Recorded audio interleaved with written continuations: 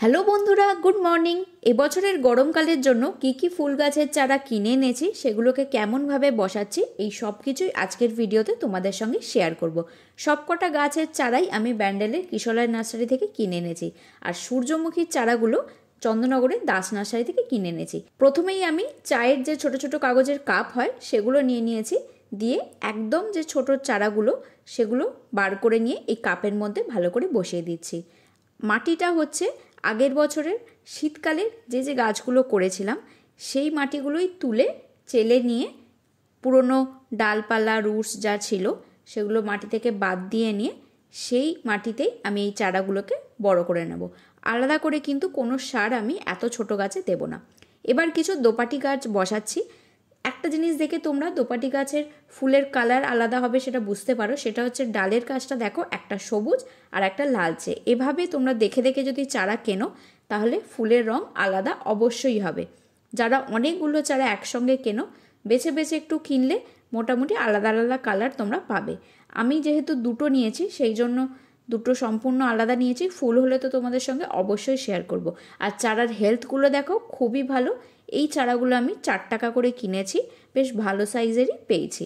এই ছোট্ট কাপগুলোতে আমি ছোট ছোট চারাগুলো একটু বড় করে নিই, কারণ একদম 1 ইঞ্চির ছোট্ট চারাগুলো যদি আমি 6 ইঞ্চি বা 8 ইঞ্চির বড় টবে ডাইরেক্ট বসিয়ে দিই তাহলে ওভার ওয়াটারিং হয়ে যেতে পারে বা আন্ডার ওয়াটারিং হয়েও শুকিয়ে মরে যেতে পারে। এগুলোতে একটু বড় করে নিলে অনেকটা রুটস চলে আসবে, সেটাকে বড় টবে দিলে খুব সহজেই গাছটা ভালো গ্রোথ নিয়ে নেবে, তাড়াতাড়ি বাড়বে, আর মরার চান্সটাও কিন্তু কমে যাবে। শীতকালে সবসময় সেটা করার সময় পাই না। পিটুনিয়া জাতীয় গাছ একদম ডাইরেক্ট আমি বড় ফ্ল্যাট টবেই বসিয়ে দিই। এগুলো যেহেতু অনেকটাই ছোট গাছ ছিল তাই জন্য একটু বড় করে নিচ্ছি। দেখতে পাচ্ছ একদম টবে ভালো করে বসিয়ে নিয়েছি। এবার গাছগুলোকে ভালো করে জল দিয়ে নেব, তারপর কিন্তু 7 থেকে 10 দিন মতো একটু ছাওয়া জায়গায় রাখবো। কারণ মার্চ মাস থেকেই এত গরম পড়তে শুরু করে দিয়েছে যে এই গাছগুলোকে যদি এখনই আমি কড়া রোদে রাখি তাহলে কিন্তু গাছগুলো নিতে পারবে না।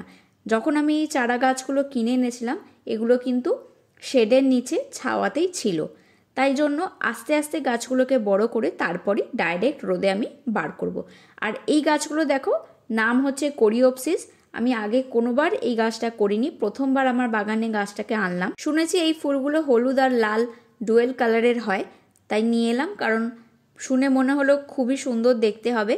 আর মাঝে মাঝে নতুন ধরনের গাছ করতে তো খুবই ভালো লাগে। এবছর আমি সূর্যমুখী গাছ খুঁজছিলাম, কিন্তু সেটা আমি ব্যান্ডেলের নার্সারিতে পাইনি। আমি যখন গেছিলাম তখন শেষ হয়ে গেছিলো, আরও কিছু সপ্তাহ পর যেতে হতো, কিন্তু অত দূরে আমার আর যাওয়া হয়নি। তাই সূর্যমুখী গাছগুলো আমি চন্দননগরের দাস নার্সারি থেকে কিনে নিয়ে চলে এসেছিলাম। দেখো এই গাছগুলোকে আমি বড় বড় টবের নিচে একটু ছাওয়া জায়গায় রেখে দিচ্ছি। এবার আমি দুটো হাইব্রিড পর্তুলিকা গাছ বসাচ্ছি। এই গাছগুলো ডাবল পেটালস হয়, থোকা কিন্তু হয় না, আর পরিমাণে অনেক বেশি হয়। যে দেশি মস রোজগুলো হয় তার থেকে কিন্তু এই গাছগুলোতে ফুল অনেক বেশি পরিমাণে হয়, আর প্রচুর পরিমাণে বীজও হয়।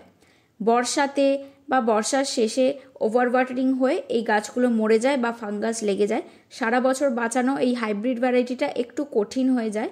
আর এই গাছগুলো থেকে তোমরা অনেক পরিমাণে বীজ যখন পাবে সেগুলো অবশ্যই কালেক্ট করে রাখবে, কারণ এই হাইব্রিড ভ্যারাইটিটা বীজ থেকে খুব সহজে হয়।